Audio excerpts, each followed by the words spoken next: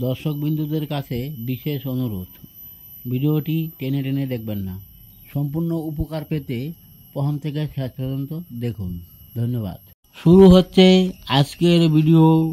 টাকা ছাড়া শুরু করে কিভাবে ধনী হওয়া যায়। অনেকের কাছে এটা অবিশ্বাস্য মনে হতে পারে। যদি আপনার কাছেও বিশ্বাসযোগ্য মনে না হলে হাজারো প্রকৃত ধনীদের জীবন কাহিনী পড়লে জানতে পারবেন তারা কেউ সংক্ষিপ্ত পথে ধনী হওয়ার চিন্তা করেননি এবং অবৈধ উপায়ও অবলম্বন করেননি। তারা সবাই শূন্য হাতে শুরু করে অক্লান্ত পরিশ্রম ও সাধনা করে ধাপে ধাপে নিজের অবস্থার উন্নতি করেছেন, ধনী হয়েছেন। এই ভিডিওতে প্রকৃত ধনীরা কীভাবে শূন্য থেকে শুরু করে অতি ধনী হয়েছেন তার কিছু উপায় নিয়ে আলোচনা করব। উপায় 1, অতি ধনীরা স্মার্ট লক্ষ্য নির্ধারণ করেন। যারা অনেক সম্পদের মালিক হয়েছেন তারা তাদের জীবনের লক্ষ্য প্রথমে স্থির করেছেন। তারা একটি লক্ষ্য নির্ধারণ করেছেন। এটা করতে গিয়ে তারা অন্য সুযোগগুলো ত্যাগ করেছেন। যেমন বিল গেটস সফটওয়্যার তৈরির কাজে এতটাই মনোযোগী ছিলেন যে হার্ভার্ড ইউনিভার্সিটির মতো প্রতিষ্ঠান থেকে পড়াশোনা ইস্তফা দিয়েছিলেন। অতি ধনীরা নিজের লক্ষ্যের উপর অবিচল দৃষ্টি রেখে শূন্য হাতে অগ্রসর হয়েছেন। ফলে কোনো না কোনো উপায়ে অর্থের ব্যবস্থা হয়ে গিয়েছিল। স্মার্ট কথাটি বিশ্লেষণ করলে দাঁড়ায়, এস মানে স্পেসিফিক, এম মানে মেজারেবল, এ মানে achievable, R realistic, and T time bound. লক্ষ্য স্থির করা এবং তা প্রতিটি পদক্ষেপে ধরে রাখাই হলো আসল কথা।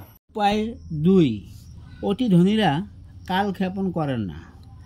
যারা প্রকৃত ধনী হয়েছেন তাদের একটি সাধারণ এবং বিশেষ বৈশিষ্ট্য হলো তারা যা পারেন তা অনেক ছোটবেলা থেকেই শুরু করেছিলেন। তারা কোনো কালক্ষেপণ করেননি। যেমন ওয়ারেন বাফেট 7 বছর বয়সে মানুষের বাড়ি বাড়ি গিয়ে কোকাকোলা পানীয় বিক্রি করে প্রথম উপার্জন শুরু করেছিলেন। বিল গেটস 19 বছর বয়সে আনুষ্ঠানিকভাবে মাইক্রোসফট শুরু করেছিলেন। আবার মার্ক জাকারবার্গ 19 বছর বয়সেই ফেসবুক শুরু করেছিলেন। উপায় 3, অতি ধনীরা সমমনাদের সাথে বন্ধুত্ব করেন। প্রকৃত ধনী ব্যক্তিগণ সমমনা ব্যক্তিদের সাথে নেটওয়ার্ক তৈরি করেন। তারা মনে করেন যারা বড় স্বপ্ন দেখেন তাদের সাথে বন্ধুত্ব করলে নিজেদের স্বপ্ন বড় হয়, জ্ঞান শেয়ার করা যায় এবং নিজেকে আপডেট রাখা যায়। তারা প্রায় সবাই নিজস্ব ক্ষেত্রের উপর অত্যন্ত দক্ষ একজন মেন্টর নিয়োগ করেন। জ্ঞানী ব্যক্তিরা বলে থাকেন, your network is your net worth. উপায় 4, অতি ধনীরা সুযোগের অপেক্ষা না করে নতুন সুযোগ তৈরি করেন। যারা বিলিনিয়ার হয়েছেন তারা সবাই অনেক বড় সমস্যার সমাধান করেছেন। তারা সাধারণভাবে সমাধান খোঁজেননি। তাদের কাজের মধ্যে বিশাল আকারের ইনোভেশন ছিল। এর মাধ্যমে নতুন অনেক কাজের সুযোগ তৈরি হয়েছে। যেমন বিলিনিয়ার ইলন মাস্ক গাড়ি তৈরির কথা যখন ভেবেছিলেন তখন গতানুগতিক চিন্তা করেননি। তিনি ভেবেছিলেন এমন ধরনের গাড়ি তৈরি করবেন যাতে প্রযুক্তিগত সুবিধা বেশি থাকে এবং জ্বালানি খরচ কম হবে। অনেক সাধনার পর ইলনের টেসলা গাড়ি নতুন সুযোগ করে দিয়েছে। এর ফলস্বরূপ মিস্টার মাস্ক বিলিয়নিয়ার ডলারের মালিক হয়েছেন। অথচ তিনি প্রায় খালি হাতে তার স্বপ্ন বুননের কাজ শুরু করেছিলেন। ইলন মাস্ক ছিলেন যেমন মেধাবী তেমনি পরিশ্রমী। দিনরাত কঠোর পরিশ্রম করে পেপল এর মতো কোম্পানি তৈরি করেছেন কোনো পুঁজি ছাড়াই। এই কোম্পানি বিক্রি করে তিনি রাতারাতি উপার্জন করেছিলেন কয়েক শত বিলিয়ন ডলার। এই অর্থ তিনি বিনিয়োগ করেছিলেন টেসলা ও স্পেস এক্স তৈরির কাজে। তাহলে ভাবুন ইলন মাস্ক কীভাবে শূন্য থেকে বিলিয়নিয়ার হয়েছেন। উপায় 5, অতি ধনীরা শেখার উপর প্রচুর গুরুত্ব দেন। প্রকৃত ধনী ব্যক্তিগণ শেখাকে খুব গুরুত্ব দেন, এজন্য তারা প্রচুর বই পড়েন। যেমন বিল গেটস বছরে গড়ে 50টি বই পড়েন। ইলন মাস্ক প্রতিদিন 2টি বই পড়েন। ওয়ারেন বাফেট 5 থেকে 6 ঘন্টা পড়েন। মার্ক জাকারবার্গ প্রতি 2 সপ্তাহে 1টি বই পড়ার পরিকল্পনা করেছেন। তারা সবাই বিলিয়নিয়ার এবং শিখতে পছন্দ করেন। বই পড়লে পজিটিভ শক্তি বেড়ে যায়, ফলে কাজ করার উৎসাহ বাড়ে। এটা ধনী হওয়ার পক্ষে কাজ করে। উপায় 6, অতি ধনীরা কিছু জিনিসকে না বলতে পারেন। অতি ধনীদের সাথে সাধারণ মানুষের পার্থক্য অনেক। তারা জীবনে অনেক সাধনা করেন। তারা নিয়মের মধ্যে দিয়ে চলা মানুষ। তারা অনেক কিছুকে না বলতে পারেন যা অন্যরা পারে না। যে কোনো ধরনের অপচয়কে অতি ধনীরা না বলেন। তারা সময়, অর্থ ও শক্তি কোনোটির অপচয় করেন না। এই 3টির উপযুক্ত ব্যবহার তারা জানেন। কোনো দ্বিধা ছাড়াই এই 3টির অপচয়কে না বলতে পারেন। অতি ধনীরা ঋণকে না বলেন। তারা ঋণ না করে ভেঞ্চার ক্যাপিটালের উপর নির্ভর করেন। এতে 2টো সুবিধা। প্রথমটি হলো ব্যবসায়িক অংশীদার পাওয়া, যেখানে ঝুঁকি শেয়ার করা যায়। দ্বিতীয়টি হলো ঋণের জন্য কোনো সুদ গুনতে হবে না। অতি ধনীরা অর্থ জমিয়ে রাখাকে না বলেন। তারা অর্থ জমিয়ে না রেখে উপযুক্ত জায়গায় বিনিয়োগ করেন। তারা সবাই স্মার্ট বিনিয়োগকারী। অর্থ জমিয়ে রাখলে মুদ্রাস্ফীতির জন্য এর পরিমাণ কমে। অতি ধনীরা 9টা থেকে 5টাকে না বলেন। তারা সাধারণ মানুষের চেয়ে অতিরিক্ত কাজ করেন। সাধারণ মানুষ সপ্তাহে 40 ঘন্টা কাজ করেন, কিন্তু অতি ধনীরা 90 থেকে 100 ঘন্টা কাজ করেন। অতি ধনীরা বিলাসী জীবনযাপনকে না বলে থাকেন।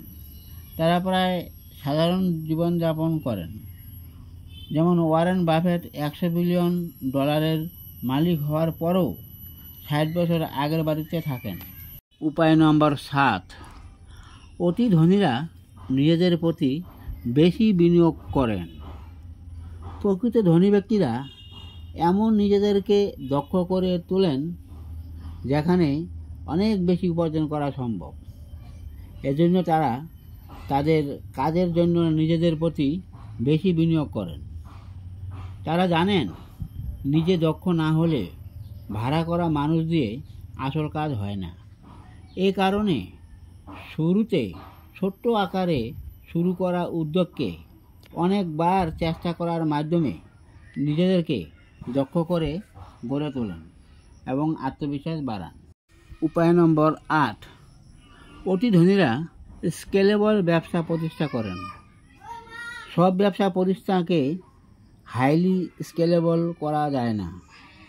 এটা নির্ভর করে ব্যবসার ধরনের উপর। যত বড় সমস্যাকে সমাধান করে কাস্টমারদের ভ্যালু প্রদান করা যাবে, তত বেশি উপার্জন হবে এবং ব্যবসাও বড় হবে।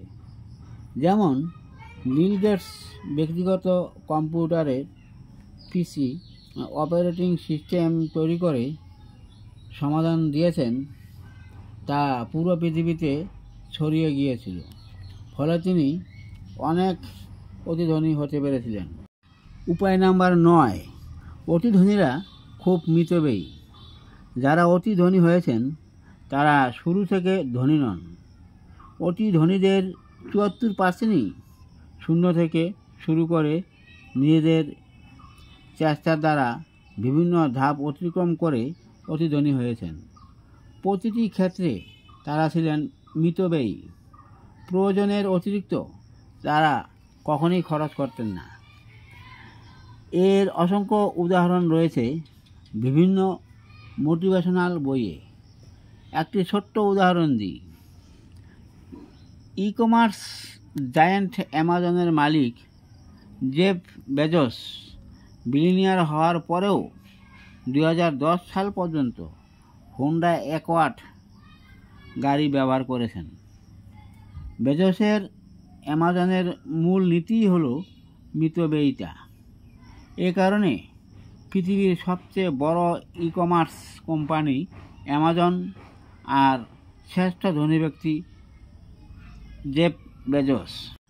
উপায় নম্বর 10, অতি ধনীরা বিনিয়োগের ব্যাপারে বেশ স্মার্ট। যারা বিনিয়োগের খুঁটিনাটি জানেন এবং এতে দক্ষতা অর্জন করেন তারা দ্রুত ধনী হতে পারেন। অতি ধনীরা এই দক্ষতা কাজে লাগায় খুব পরিকল্পিতভাবে। প্রথমে তারা লাভজনক, স্কেলেবল ও টেকসই একটি ব্যবসা দাঁড় করান। তারপর একের পর এক অন্যের সময় ও শক্তি কিনে ফেলেন। এইভাবে তারা অসংখ্য ব্যবসা প্রতিষ্ঠানের মালিক হন। এই কাজটি যিনি যত দক্ষতার সাথে করতে পারেন তিনি তত সম্পদের মালিক হবেন। উপসংহার: প্রকৃত ধনী হওয়ার কোনো সংক্ষিপ্ত রাস্তা নেই। স্মার্ট লক্ষ্য স্থির করুন, সমাধান করা যায় এমন সমস্যা খুঁজে বের করুন যা আপনি পছন্দ করেন। এর সমাধান বের করার জন্য আপনি আপনার সর্বোচ্চ চেষ্টা করুন। নিজের দক্ষতা বাড়ান, টিম গঠন করেন, একজন দক্ষ মেন্টরের উপদেশ নিন, মিতব্যয়ী হন। কিছু উপার্জন হলে বুদ্ধিমত্তা কাজে লাগিয়ে ভালো জায়গায় বিনিয়োগ করুন। সর্বদা সৎ থাকুন। ধনী হওয়া আপনাকে আটকাবে কে?